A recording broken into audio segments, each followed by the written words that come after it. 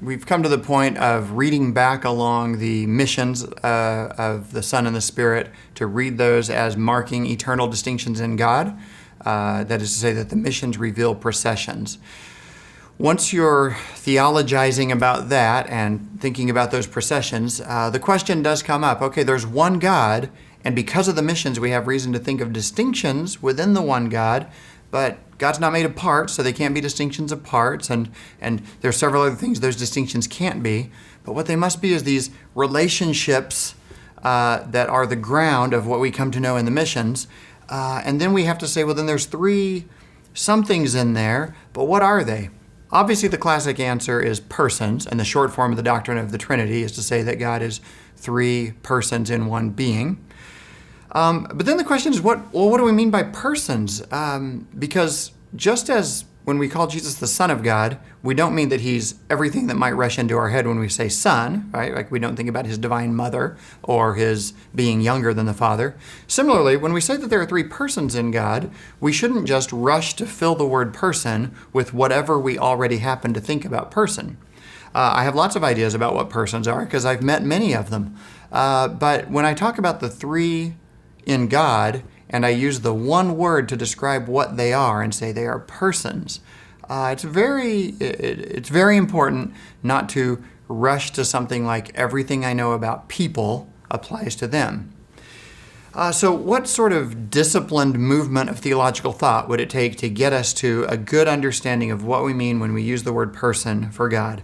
We must mean something analogically grounded. It must have something to do with an available experience or an understanding or analysis of what personhood is in our experience. Otherwise we could just use any word, right? We could say there are three glorfs in God, there are three blings in God. We could just use a word that had no signification.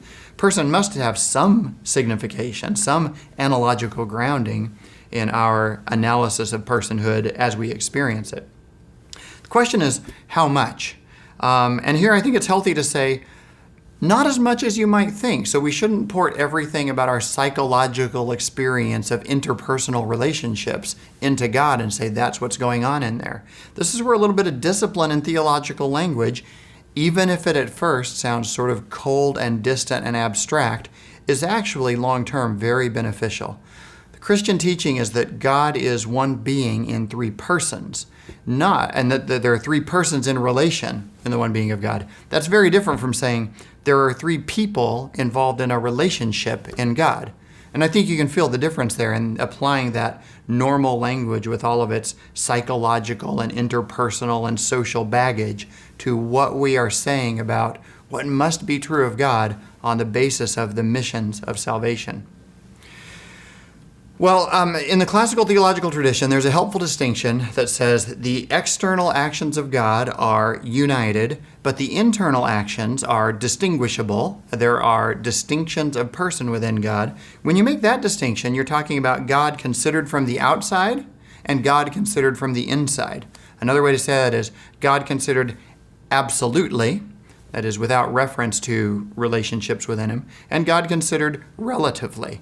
And in old 17th century books of Protestant theology, that's the very distinction you get. Instead of saying, now we're done talking about the one God, let's now explain the triune God, or how that one God is three persons.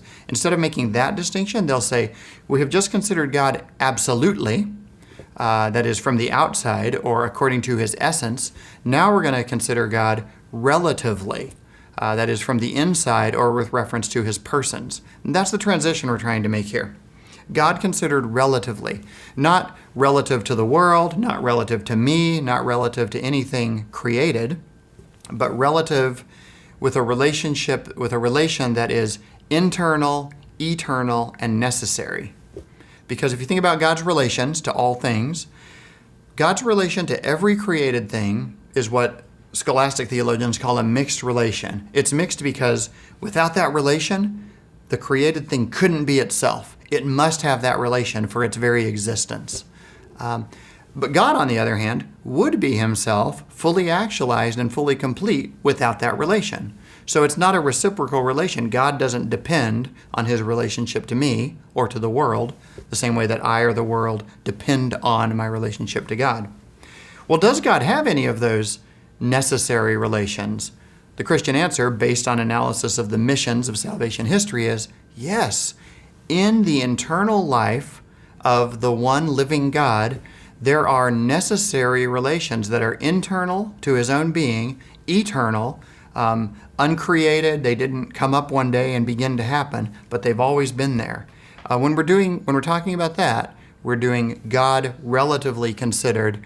And the other nice way to put it is we're inside of God with this kind of information. The information we're talking about of the Father eternally relating to the Son, we're talking about a distinction within God that has been made known by an embassy out from God, the arrival of the Son and Spirit among us, communicating to us and accomplishing our salvation.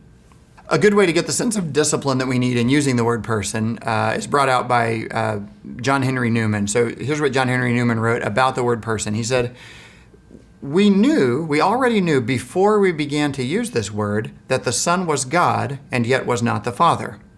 The word person tells us nothing in addition to this. That is to say, when we've done that move where we say there's an internal distinction in God, the Son is not the Father. I need a word for that. The word that's useful is person, for reasons having to do with our understanding of personhood. But notice what Newman says. When I add the word person, I did not just enrich my concept of God with lots and lots of new content.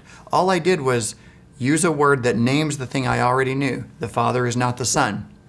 Augustine puts this in a little more frustrating way when he says, I say there are three persons in God specifically so I can say something, because when asked three what, I don't want to say nothing. That's why I say person.